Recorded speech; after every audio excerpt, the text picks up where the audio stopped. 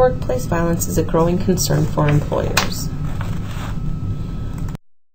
Let's start off by defining workplace violence.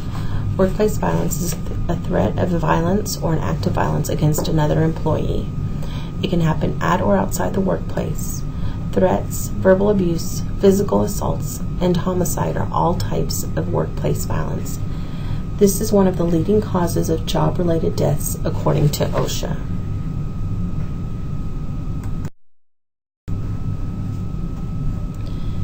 OSHA, or the Occupational Safety and Health Administration, states that some 2 million workers are victimized annually. The 2002 Occupational Safety and Health Act General Duty Clause requires employers to provide a safe and healthful workplace for all workers. No one is immune to workplace violence, but there are some workers that are higher risks than others. Higher risk employees are those who exchange money with the public, deliver passengers goods or services, or work alone or in small groups during late night or early morning hours, in high crime areas or in community settings and homes where they have extensive contact with the public. This includes healthcare and social service workers, psychiatric evaluators, and probation officers, community workers such as gas and water utility employees, phone and cable TV installers and letter carriers, retail workers, and taxi drivers. According to the FBI.gov website, workplace violence falls into 4 broad categories. Type 1, violent acts by criminals who have no other connection with the workplace but enter to commit robbery or another crime. Type 2, violence directed at employees by customers, clients, patients, students, inmates, or any others for whom an organization provides services. Type 3, violence against coworkers, supervisors, or managers by a present or former employee. And lastly, violence committed in the workplace by someone who doesn't work there but has a personal relationship with an employee, such as an abusive spouse or domestic partner.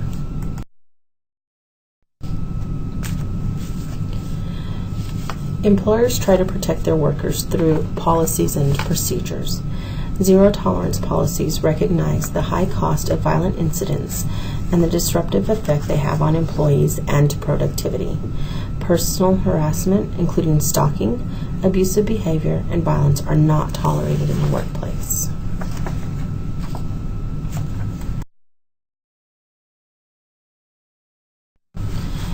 Employees try to protect themselves.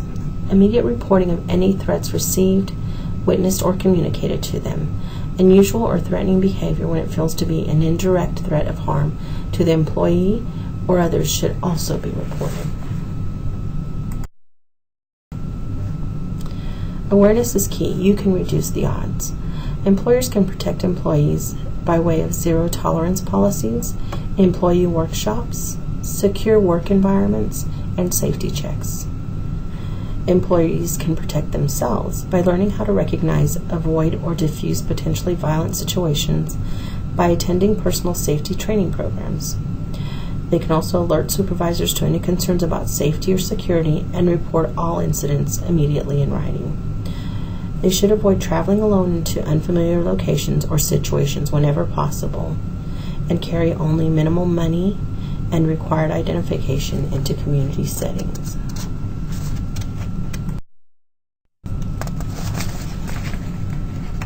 The aftermath of workplace violence has both short and long-term issues and ramifications.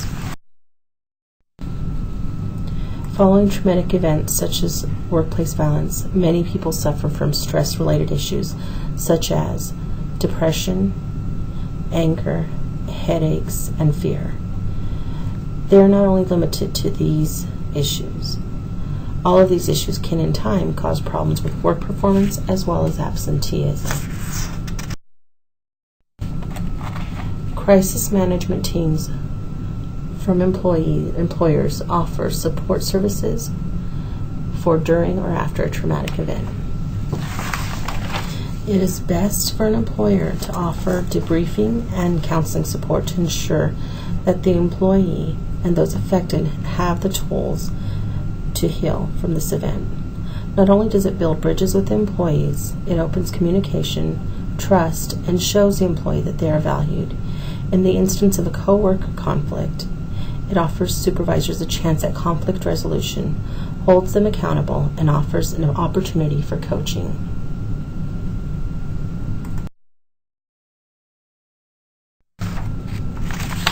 Although workplace violence will never be eliminated, as a nation, we can work towards providing safety measures and recovery for all employees and those affected.